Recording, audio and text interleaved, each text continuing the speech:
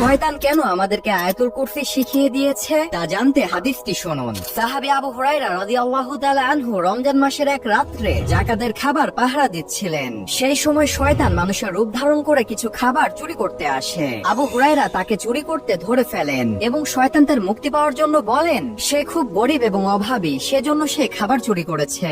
আবু হুরায়রা তার কষ্ট দেখে তাকে ছেড়ে দিলেন। দ্বিতীয় দিনে ঠিক একই ঘটনা ঘটে এবং শয়তান আবারও মুক্তি চায়। সেই রাত্রেও তাকে ছেড়ে দেওয়া হয়। তৃতীয় দিনে শয়তান আবারও চুরি করতে আসে, কিন্তু আবু হুরায়রা তাকে ধরে আর ছাড়লেন না। তখন শয়তান তার নিজের জীবন বাঁচানোর জন্য বলল, তুমি আমাকে ছেড়ে দাও, আমি এর বিনিময়ে তোমাকে এমন একটি জিনিস শিখিয়ে দিব যা করলে তোমাকে আল্লাহ তাআলা শয়তান থেকে রক্ষা করবে। এই বলে তখন সে শয়তান আয়াতুল কুরসি শিখিয়ে দিলেন। এই ঘটনা সাহাবী আবু হুরায়রা রাসূল সাল্লাল্লাহু আলাইহি ওয়াসাল্লামের কাছে বর্ণনা করলেন। তখন রাসূল বললেন, সে শয়তান তোমাকে সত্য বলেছে।